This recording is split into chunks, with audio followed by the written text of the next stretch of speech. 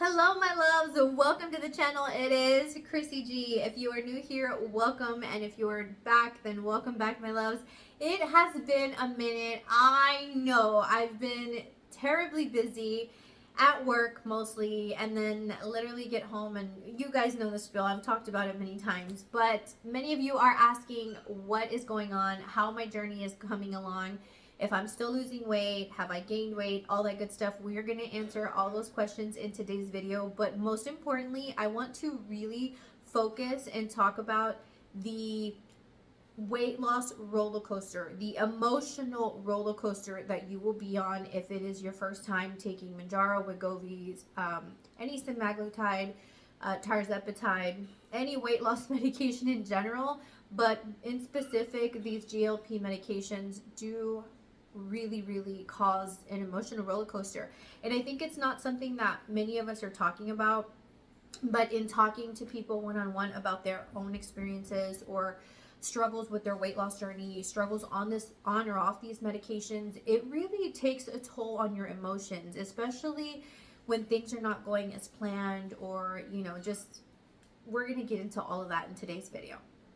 So let me start by saying that I haven't done the best. I have been off the medication for about 8 weeks now. And I did upload a short recently where I talk about how hungry I am. If you think you're hungry while you're on the GLP medications, like if you think you feel hunger, oh baby, let me tell you, that is not hunger. Wait till you come off of these medications completely for a few weeks and then come back and tell me what hunger feels like. I forgot how hungry I felt all the time and why I was overeating all the time.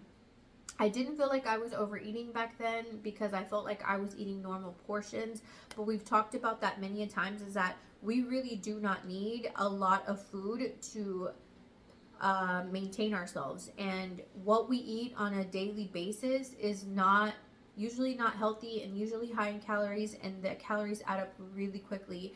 And although I know all this, and although I know many of you will be like, Crissy, get back to basics, like remember what you preached about portion control and all that good stuff. And yes, while all that is true and continues to be true and will always be true, it is much harder to portion control when you're consistently hungry all the time.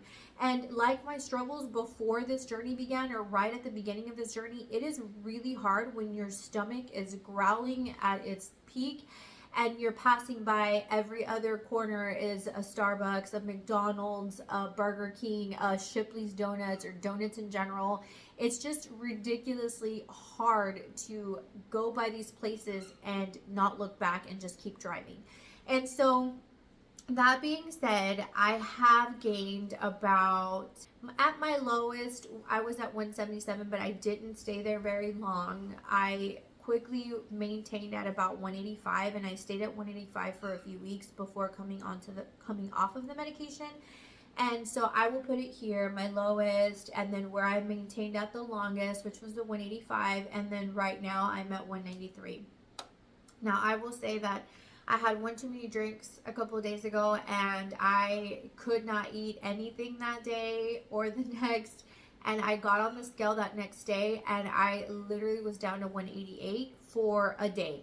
And then I went right back up to 190, and then I was back at 193 like 3 days post. So I don't know if my true weight is 188 or if it is the 193, or I'm just retaining fluids. I'm not sure, because it just seemed weird that I fluctuated such a big amount, and then I've kind of been steady at 183. So I will say that even after Jamaica, even after Mexico City, I went on 2 back-to-back vacations, and I did a lot of walking on both vacations, so I did not gain weight while I was vacationing, even though I was eating more than I typically do.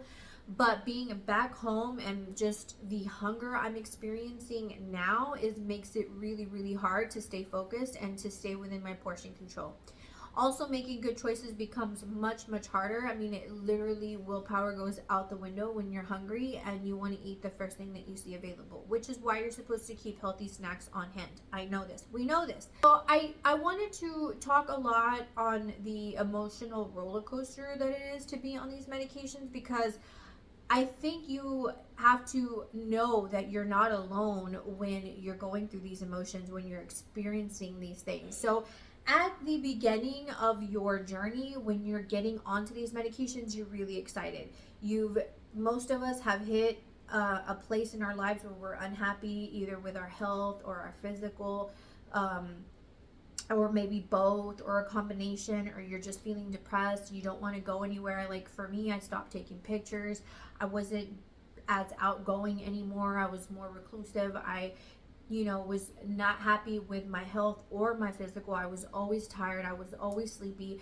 I just felt like there has to be something wrong with me. That's why I went to go see the doctor. It wasn't even so much to focus on my weight loss, but it was a lot to focus on what is wrong with me. Why am I not losing weight? Why am I always tired? All I want to do is sleep. And so those are the things that prompted me initially to go see my doctor, where he did a bunch of studies, and to my disappointment at the time, nothing was wrong. I was a little low on my testosterone levels, but outside of being pre-diabetic, everything else seemed pretty normal.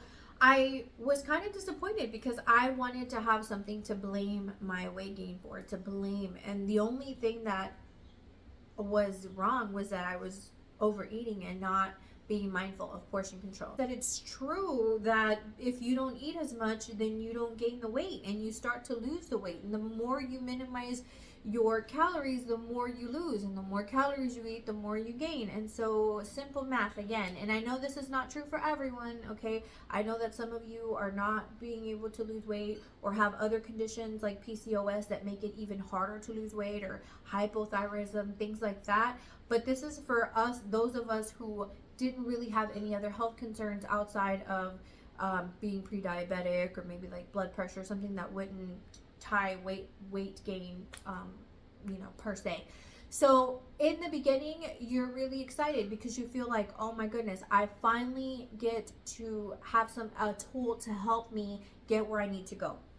So I know, like many others, when we finally get the green light and when we finally find a doctor or a practitioner, provider, nurse practitioner that is willing to help us and says, I'm going to prescribe you Wegovy or Ozempic or Mounjaro, and you see all these other people talking about their weight loss successes, you are elated, you're happy, you're excited, you feel like I'm finally gonna have a solution to my weight problems.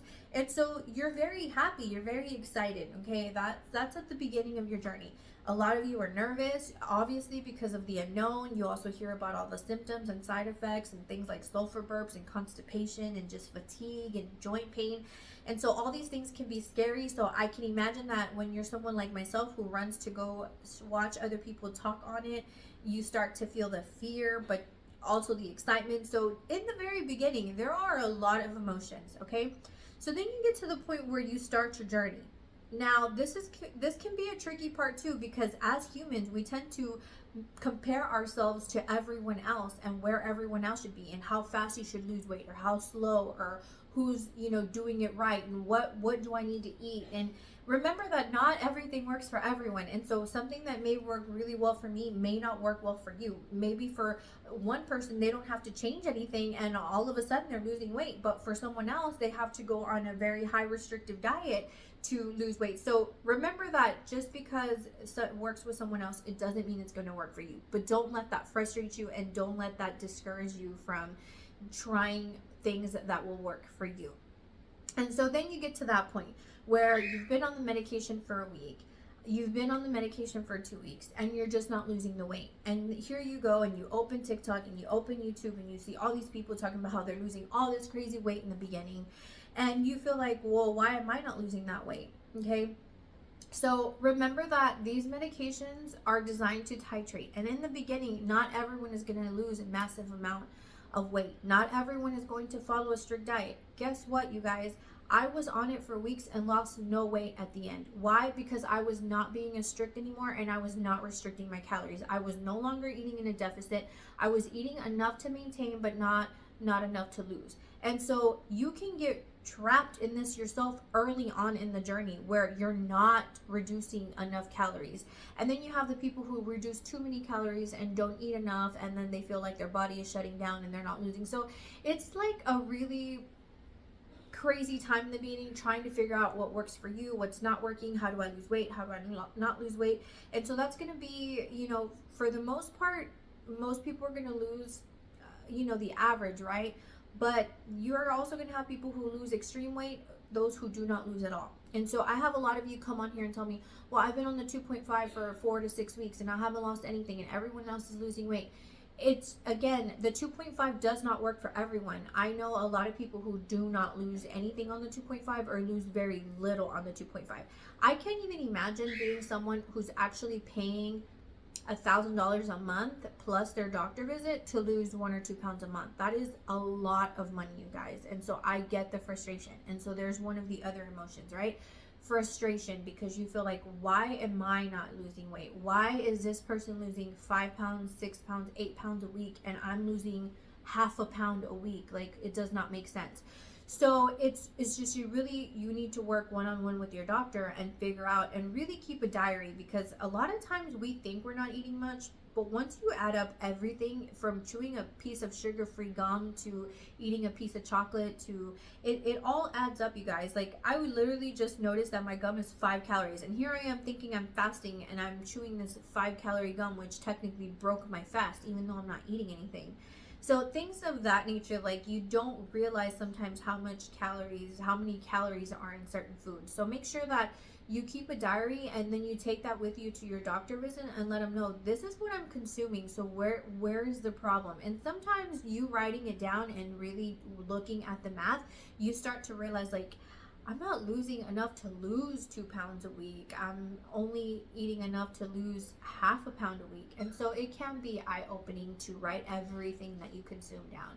It can seem tedious and uninteresting in the beginning, but it'll help you in the long run understand what works and what doesn't work for you. So then there's the frustration, right? And for those that are losing, crazy amounts of weight, which is anything more than 2 pounds a week, you feel really excited and you feel like, yes, like, something is finally working for me. I'm losing the weight. You start to feel better about yourself.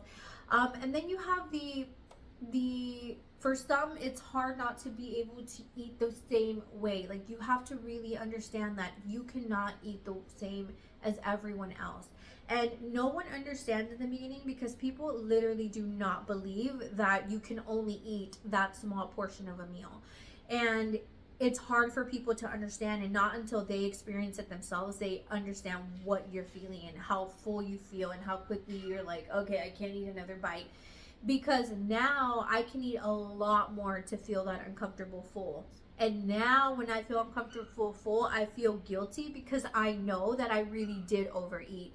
When I felt uncomfortable full on Manjaro, I knew that I was, like, happy, because I'm like, cool, I only ate a half of a burger, or I only ate, one piece of half a chicken breast with broccoli, and I feel overly stuffed and I felt proud of myself. But being off of Manjaro, like, I can literally go back to eating how I used to eat and before I feel full, which is bad because I try to keep with portion control as much as I can. But again, I fall off the wagon easily because I'm still hungry. I eat what I normally did while I was on Manjaro. Like, I'll eat that portion and I'm still hungry, and it's not fair, and it's just frustrating. So many of you will experience that also, just the feeling like you cannot eat the way everyone else eats. And sometimes that can feel alienating, and that can make you feel like you're not part of the group because everyone else is chugging down drinks or shots and you're just kind of watching in the background. But remember that ultimately you need to focus on you and what's making you happy and where you want to be in a few months, right? Then you have the coping with the symptoms and side effects, the coping of affordability, the stock issues. A lot of that was for a long time frustrating for many of us, just not having the accessibility to the medications, the criticism of people who feel like you don't deserve it, you're just fat because you don't know how to control your food intake, the criticism of people telling you that you're taking this medication from diabetics. And it's It's a lot to handle, and I can totally understand why some people won't say that they're on these medications or don't want to share that they're taking anything. I know many people who are all of a sudden losing weight, and you ask like, oh, what are you doing to lose weight? And they'll say, oh, nothing, I'm just eating better, when in reality someone else has already told me that they're on a medication or whatever. And no judgment here, like, to each their own. I completely understand why you wouldn't say anything, because there is a lot of criticism that comes along with taking these medications. So then there's that. I never had an issue. Obviously, I've always been transparent about my entire journey. I wanted people to know how it feels to be on this journey, and that's why I felt like it was important for me to do this video, so that you can understand that you're not alone when you're experiencing all these emotions. Okay, so there's all that, right? The dealing with symptoms and all that good stuff. And then there's the fear of coming off these medications. Now, I completely understand for all of you that are concerned and feel like this is a lifelong medication, you should take this long term. But as you all see, more and more people are using it, and more side effects are coming along. I don't know if you all have noticed, but Ozempic just recently had to change their labeling to reflect that of Mounjaro, that says if you can have intestinal blockages and intestinal problems. And so as time goes, they're probably going to add even more symptoms or side effects to these, labels or whatnot. So it does come with some long-term damage for some people. It does come with the risk of certain things, but so does obesity. And so being in the sun too long comes with its own risk. Drinking too many Diet Cokes, eating red dye, like, everything comes with a consequence, just like this medication. And so I understand where my doctor comes from. I understand where other providers come from that do not want to prescribe this medication. I understand their concern, because they've been in the medical industry long enough to realize that no medication is good long term. Yes, we do need medication for blood pressure, to regulate blood pressure, thyroidism, all kinds of, diseases and illnesses or whatnot. And I can see why some providers feel passionate about, you also need this medication long term, but I see both sides of it, right? And so that's why I felt like I really want to try and do this on my own. Clearly, I can admit that it's very hard to try to do it on your own. It is not impossible, but it is very hard. Like I said, it's been about 8 weeks for me, and I've gained about 85, 8 pounds, or 7 pounds. It's not a whole lot, but I'm not proud of that. I feel like I could be doing better, and I am mortified to get to 200 pounds again. And yet that does not stop me when I'm overindulging in something and I know I should put it down, but at the same time I'm so hungry that at that moment, that instant gratification is more important than my long-term vision of keeping my weight under control. And so that's where it gets really dicey. And so that takes me to my next point of coming off of the medication can be detrimental, and it can have you feeling literally, you guys, sorry to hope I don't offend anyone, but it can literally have you feeling like a crackhead, okay? Like a meth head. I don't know. I've never been in that situation, thank the Lord. But I know people who do, and I know that addiction is a horrible thing to deal with. But you literally feel like an addict on this drug, okay?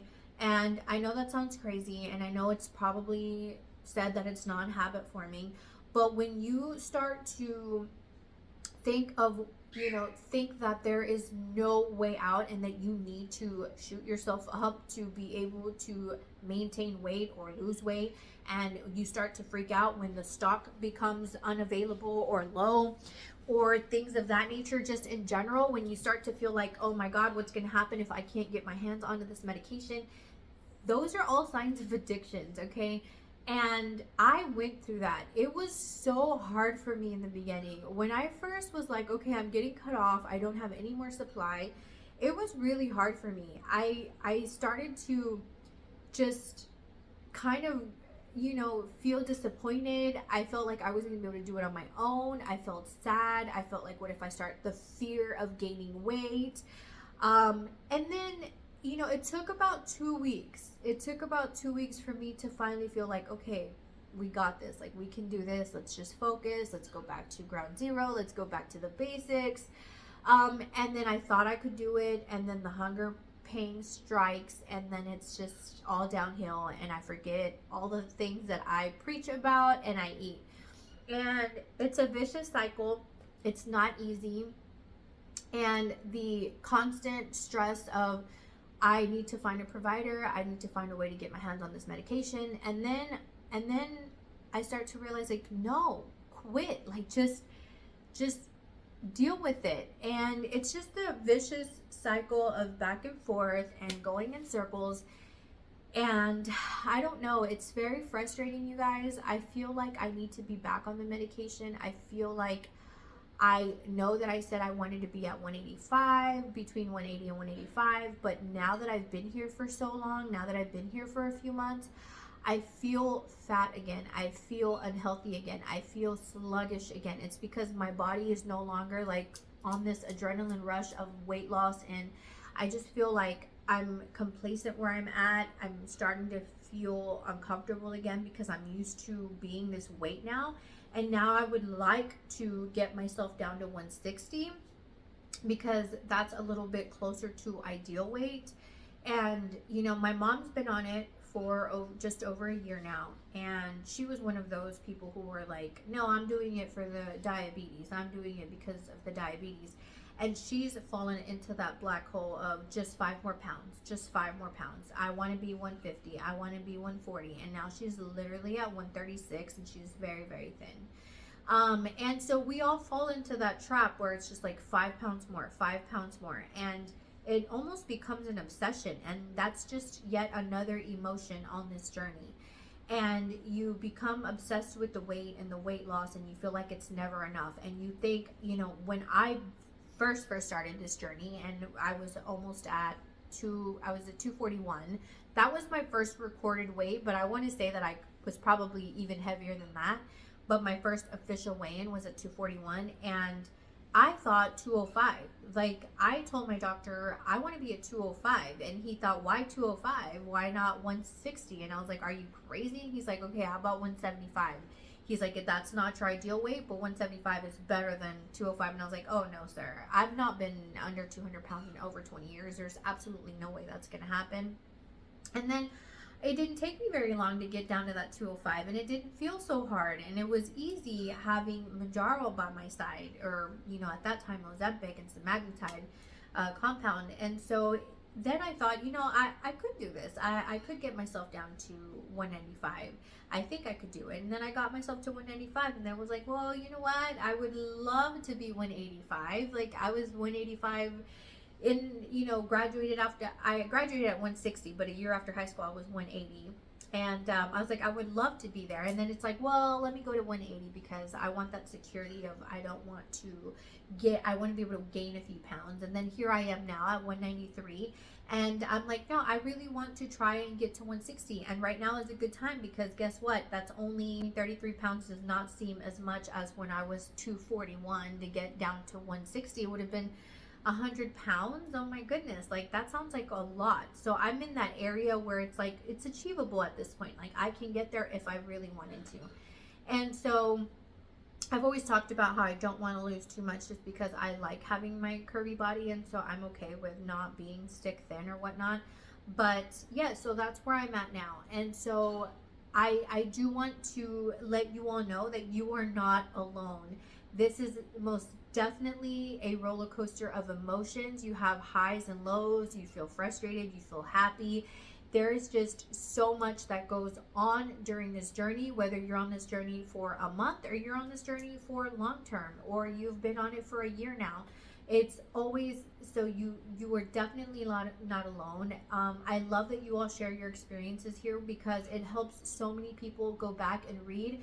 And sometimes it makes you feel better that you are not alone. You're not the only one feeling sadness. You're not the only one feeling frustrated. You're not the only one feeling depressed about why you're not losing or why, you know, there's just so much that goes on. And I think I've experienced every one of those at some point in my journey. And so I just wanted to share with you all that you are not alone and you have a friend in all of us. Like I always say, I absolutely love my community. I adore you all for being so supportive of each other and really encouraging one another on this channel. So thank you so much for everyone who has helped me grow. We are at 8,400 plus subscribers, you guys. I was really hoping to hit my 10,000 subscriber goal this year. I'm hoping to still be able to get there. It would be great if I could. And I'm just excited that we're all here sharing this journey, and I'm not going to leave you guys. Weight loss, like I said, will always be a struggle for me, and you guys are here to come along the ride with me. I am still trying to see if I'm going to for sure decide to stay on Manjaro or to get on back onto Manjaro, I should say. That is my next goal, is do I get back on? Do I set myself to get back onto this? Do I start this emotional roller coaster all over again? Because we all know, like I said, I was on it for a few weeks and maintaining, so I would really have to get back to eating very little to be able to lose more weight. And so that's where I'm struggling. Also, it feels great to not be cold all the time. It feels great to go on a regular basis. Not having constipation and me being able to go to the restroom every day has been really nice. It's also nice that I'm back to not having any kind of side effects or symptoms from this. I'm sleeping really well through the night. Yeah, it's just been really nice. So I also think about all of that. If I get back onto this medication, am I ready for the sulfur burps? Am I ready for the constipation? Am I ready for the headaches? Am I ready for potentially losing more hair? It's just a lot to think about getting back onto this medication also. So yes, you guys, I hope you guys are doing well. It's so good to be here talking to you guys. I did not mean for this video to be so long. I literally just wanted to come on here and quickly talk about the roller coaster of emotions that you go through on this medication, but here we are. I had a lot to say. I apologize for all of you that have been asking about me going live. I hope that we can start that up again. I just haven't had the energy to do it, and I don't know, you guys. I think it's part of that emotional roller coaster where I just don't feel like I'm achieving anything. I feel like I'm kind of on the back burner. I'm kind of out of touch with everything that's been going on with the medications. I only keep up with what I hear about on the news, or what Dave with Man on Manjaro shares. And so I'm just kind of out of touch with everything, and I hate that. Like, I hate that it's just I've been kind of away. So I hope that you guys say hello in the comments. I miss you all so much, and I hope to hear about your experiences and what your emotional roller coaster looks like. So I hope you guys share with us in the comments. If you haven't already, please make sure you like this video and hit that subscribe button for me so we can keep the channel growing. Until next time, my loves, talk soon.